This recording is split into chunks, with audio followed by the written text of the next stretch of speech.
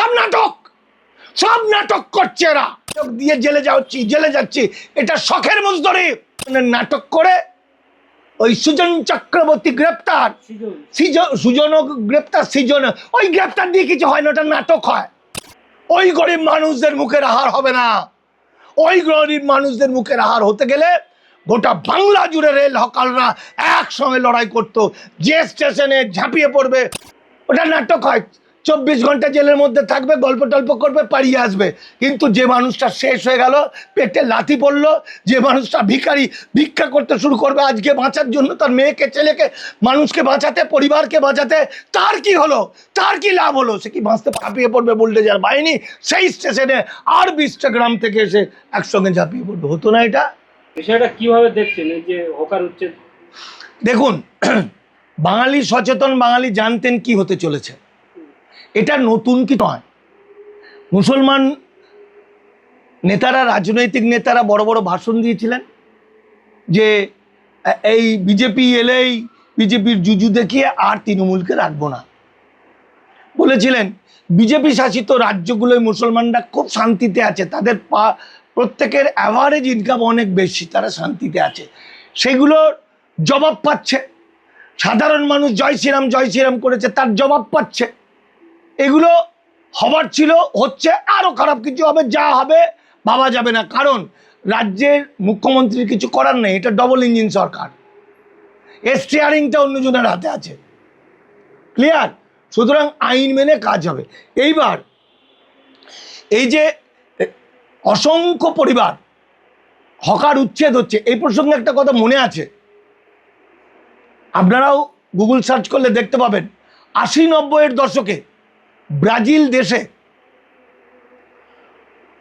এত গরিব মানুষ উচ্ছেদ হওয়ার পরে তারা ফুটপাতে থাকতো, এবং ওখানকার যে স্বর্ণ ব্যবসায়ীরা, সেই স্বর্ণ ব্যবসায়ীরা ব্যবসা ভালো চালাতে পারছিল না, কারণ ফুটপাতে অনেক লোকজন হয়ে গেছে, বড় লোকরা আর আসতে চাইতো না, গাড়ি রাখার ভালো জায়গা ছিল না।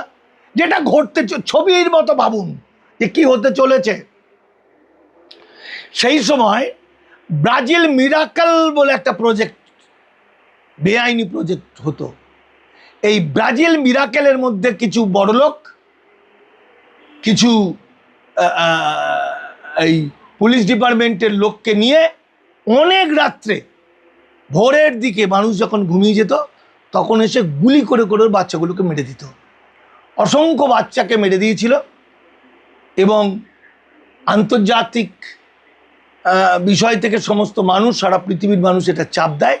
ধীরে ধীরে ব্রাজিল মিরাকেলটা উঠে যায়। আপনারা একবার চোখ বুঝে ভাবুন তো, যে আমার পশ্চিমবঙ্গের সমস্ত ফুটপাত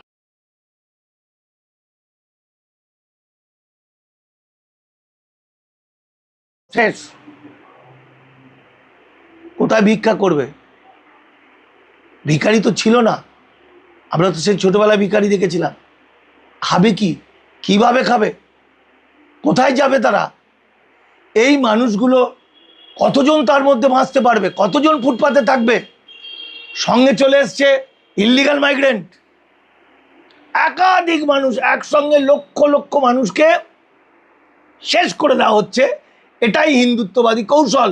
মনে রাখতে হবে, হিটলারের সময় হিটলার কিন্তু অত্যন্ত পপুলার ছিল, ঠিক যেমনভাবে নরেন্দ্র মোদী সরকার পপুলার।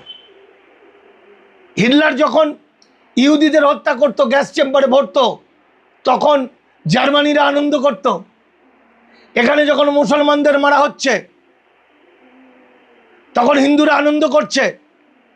এখানে যখন আমার ফুটপাতের মা বোনদের পেটে লাথি মেরে গলা টিপে ধরে এক প্রকার তাদের পেটের খাবারটা কেড়ে নেওয়া হচ্ছে, তখন ভদ্র মহিলারা, নাগরিক সমাজের মহিলারা বলছে কি সুন্দর এখন যাওয়া যাচ্ছে, মানে যেতে কোনো ডিস্টার্ব নেই স্টেশনে। তাদের কাছে যেতে ডিস্টার্বটা আর একটা মানুষের জীবন, বেঁচে থাকা, মরে যাওয়া। এই জায়গায় মানুষের মানসিকতা, এরা বাঙালি, এরা বলে আমরা ভারতবাসী, এরা বলে মানুষের জয়গান হোক। কি না, তারা ভালোভাবে যেতে পারছে, শুধু এই ভালো না, কত নোংরা থাকতো, লোকে ভিড়, এই কত নোংরা থাকতো, লোকে ভিড়। অপরদিকে এত মানুষের জীবন। দেখুন, আইন দিয়ে আমরা কিন্তু এটা লড়তে পারবো না, কারণ ফুটপাতের একটা আইন আছে কর্পোরেশনের, সেই আইন অনুযায়ী পুনর্বাসন ছাড়া দীর্ঘদিন ধরে যারা ফুটপাতে যারা হকারি করছেন তাদের সরিয়ে দেওয়া যায় না, এটা আইন। কিন্তু রেলের ক্ষেত্রে এরকম আইন নেই। রেলের ক্ষেত্রে আইনটাই হচ্ছে রেলের জমি রেল যখন খুশি ফাঁকা করতে পারে, এমনকি রেলের জমিতে ঢুকে কাজকর্ম করাটাও বেআইনি। এখন প্রশ্নটা হচ্ছে আইনটা কে এনেছে? এখন প্রশ্ন হচ্ছে রেলটা কাদের? আমরা যদি ইতিহাস দেখি তাহলে দেখব স্বাধীনতার পরে যে রেল স্টেশনগুলো হয়েছে, সেই রেল স্টেশনের যারা রেল লাইনগুলো পেতেছে, যাদের রক্ত ঘাম দিয়ে তৈরি হয়েছে রেল স্টেশন, সেই স্টেশনের সেই শ্রমিক মানুষদের রেল কর্তৃপক্ষই থাকতে দিয়েছে সেখানে, তাদের অধিকার আছে। শুধু তাই না, রেলকে বুঝতে গেলে, ট্রেনের হকারকে বুঝতে গেলে ইতিহাস বুঝতে হবে। যুগ যুগ ধরে চলে আসা রেলের সঙ্গে লক্ষ কোটি পরিবার মিলে মিশে একাকার। রেল হকার মানে জীবন, মানে একটা সমাজ, মানে একটা বেঁচে থাকার লড়াই, শিশুদের মুখে হাসি, তাদের পড়াশোনা। শুধুমাত্র আইন দিয়ে রেলের ওখানে আইনে বলছে উচ্ছেদ করা যায়, আইন আর মানবতা আকাশ এবং পাতাল। মানবতা অনেক বড়, কিন্তু এখানে বলুন প্রশ্নটা। এখানে একটু অন্য প্রসঙ্গে আসবো। আপনি সোশ্যাল মিডিয়া আপনার কল রেকর্ড ভাইরাল হচ্ছে, আপনি বলতে তৃণমূলের কোনো ভবিষ্যৎ নেই। এটা আবার অন্যরকম ভাবে বলে, এইটা রেলেরটা বলে নি একবার। রেলটাকে নিয়ে নাচন কদন হচ্ছে। নাচন কদন কি করছে? একটা সহজ অঙ্ক, আমরা ডিলিট হয়ে যাওয়া মানুষদেরকে অ্যাডজুডিকেশনের আমরা দামাল বাংলা থেকে গ্রুপ করেছি, এবং সেই গ্রুপে হোয়াটসঅ্যাপ গ্রুপগুলোতে যত ডিলিট হয়েছে সবার নাম, পুলিশ কাউকে তুলতে আসবে ফারাক করে জানিয়ে দেবে, তো শত শত ডিলিট হয়ে যাওয়া মানুষ এসে পুলিশের উদুম করে দেবে পুলিশকে, তাই তো? তাহলে এই রেল হকারদের নিয়ে যারা কাজ করছেন পলিটিক্যাল দলগুলো, যখন যাদবপুরে হকার উচ্ছেদ হচ্ছে তখন যাদবপুরে লাফাচ্ছে, যখন বারুইপুরে হচ্ছে বারুইপুরে লাফাচ্ছে, যখন ধামুয়াতে হচ্ছে ধামুয়াতে লাফাচ্ছে, শিয়ালদাতে হচ্ছে শিয়ালদাতে লাফাচ্ছে। সব নাটক করছে এরা। আর সোশ্যাল মিডিয়া নিয়ে গিয়ে বড় বড় ছবি করছে সিপিএমরা, আবার সংগঠনটা যেতে পারে, কিন্তু একটাবার বলছে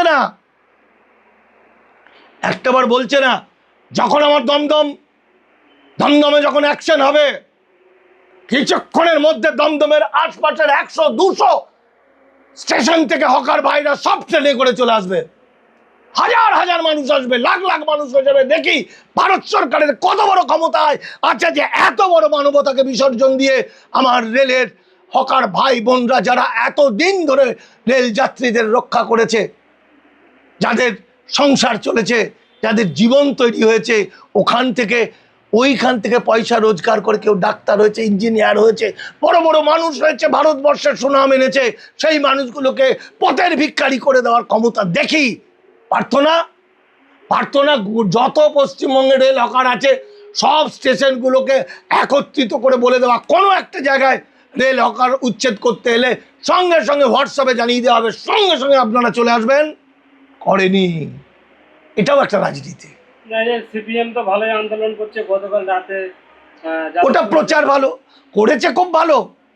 তো যাদবপুরে যখন হকার উচ্ছেদটা হচ্ছে, তখন কেন এইখান থেকে বজবজ থেকে, সন্তোষপুর থেকে, বালিগঞ্জ থেকে, এইদিকে পার্ক সার্কাস থেকে এরকম 50 জায়গার হকাররা এসে কেন তাদের পাশে দাঁড়ালো না? আমাদের মতো ইন্টেলেকচুয়াল কতগুলো লোক, তথাকথিত বুদ্ধিজীবী, গিয়ে ফুটানির ডায়লগ দিয়ে জেলে যাচ্ছি, এটা শখের মজদুরি। ওই গরিব মানুষদের মুখের আহার হবে না। ওই গরিব মানুষদের মুখের আহার হতে গেলে গোটা বাংলা জুড়ে রেল হকাররা একসঙ্গে লড়াই করতো। যে স্টেশনে ঝাঁপিয়ে পড়বে হারমাত বাহিনী যে স্টেশনে ঝাঁপিয়ে পড়বে বুলডোজার বাহিনী, সেই স্টেশনে আর 20টা গ্রাম থেকে এসে একসঙ্গে ঝাঁপিয়ে পড়বে। হতো না এটা? কিন্তু এই টেকনিকটা ওরা নেয়নি, কারণ এটা নিতে গেলে যে বিজেপি রেগে যাবে, কারণ বিজেপির সঙ্গে তো আন্ডারস্ট্যান্ডিং করে চলতে হবে। কারণ বুদ্ধদেব ভট্টাচার্যের বউ তো বলে দিয়েছে খুব সুন্দর সরকার চলছে, মুখ্যমন্ত্রী যা যা ওয়াদা করেছিল বিজেপি এখন তো সুন্দরভাবে সেগুলো মেনে চলছে।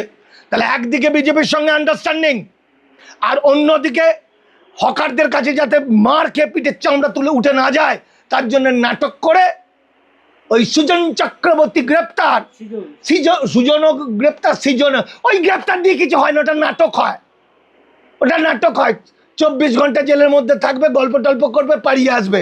কিন্তু যে মানুষটা শেষ হয়ে গেল, পেটে লাথি পড়লো, যে মানুষটা ভিখারি, ভিক্ষা করতে শুরু করবে আজকে বাঁচার জন্য, তার মেয়েকে, ছেলেকে, মানুষকে বাঁচাতে, পরিবারকে বাঁচাতে, তার কি হলো, তার কি লাভ হলো? সে কি বাঁচতে পারলো? প্রশ্নটা এখানে। বাঁচবে, বাঁচতে গেলে তাদের সকলকে একত্রিত হবে, তাদের চিন্তা হবে পলিটিক্যাল দলগুলো কারা। এই প্রত্যেকটা মানুষ মূল নিবাসী মানুষ, এসসি এসটি ওবিসি মাইনরিটি, আমার দেশের গরিব মানুষ, আমার দেশের মূল নাগরিক মানুষ, এই 85% মানুষকে শেষ করার দিন আর থাকবে না। এরা একত্রিত হবে, হকার ভাইরা একত্রিত হবে, তাদের সঙ্গে মুসলমানরা যুক্ত হবে, তাদের সঙ্গে উদ্বাস্তু দেশান্তরিত ছিন্নমূল মানুষ একত্রিত হবে এবং তাদের জয়গান হবে। এটাই শেষ কথা। এখানে মানে একটা বিষয় আপনি বলছেন যে একত্রিত হতে হবে, এক জায়গায় হতে হবে, কিন্তু যেহেতু গভীর রাতে এই যে কার্যকলাপগুলো চালাচ্ছে রেল থেকে, বুলডোজার নিয়ে আছে, গভীর রাতে মানুষ যখন ট্রেন বন্ধ হয়ে যাচ্ছে, সেখানে ভাই একত্রিত কিভাবে হবে? দেখুন, বড় বড় রাজনৈতিক দল যারা হয় না, প্রতিটি রাজনৈতিক দল এবং গভর্নমেন্টের ভিতরে তাদের স্পাই থাকে। একটা জিনিস ভাবুন, শুভেন্দু অধিকারী সরকারে এলেন, সরকারে এসে ঘোষণা করে দিলেন যে ডিলিট ডিপোর্ট, বললেন 14/5/2025 মিনিস্ট্রি অফ হোমের যে অর্ডার, সেই অর্ডার রাজ্য সরকার মানেনি। আহা, কি খারাপ করেছে। ভারত এবং বাংলাকে বাঁচাতে সেই অর্ডারটা মানা উচিত ছিল, মানেনি বলে তাকে সরিয়ে দেওয়া হলো। এক অর্থে আলটিমেট সেটাই বুঝবেন। সেই অর্ডারটা সিক্রেট, শুভেন্দু অধিকারী গোটাটা পড়েননি মুখ্যমন্ত্রী। সেই অর্ডারটা আমি আমার নাগরিকত্বের সার কথায় ছেপেছি, কি করে পেলাম? অর্থাৎ প্রতিটি রাজনৈতিক দলের, প্রতিটি প্রশাসনের ভিতরে যোগাযোগ থাকে, ভিতর থেকে খবর লিক হয়। তা নাহলে খবরের কাগজ হয় কি করে? রিপোর্টাররা গোয়েন্দাদের থেকেও বেশি গোয়েন্দা, ফলে এরা আগে থেকে জানতে পারে। আর রেল কর্তৃপক্ষ তো নোটিশ দিয়ে দেয়, ওরা তো আইন মেনে নোটিশ দিচ্ছে। সুতরাং ওইসব বলে কোনো লাভ নেই। যে শুধু রাতের অন্ধকারে এলে কয়েকটা জায়গায় হতে পারে, কিন্তু সব জায়গায় নোটিশ দিচ্ছে। এবং যদি ইচ্ছা করা যেত এই মানুষগুলোকে বাঁচাতে হবে, তাহলে বাঁচানো যেত, বাঁচানো যাক না যাক, লড়াই হতো, প্রতিবাদ হতো, গণতান্ত্রিক পদ্ধতিতে হতো।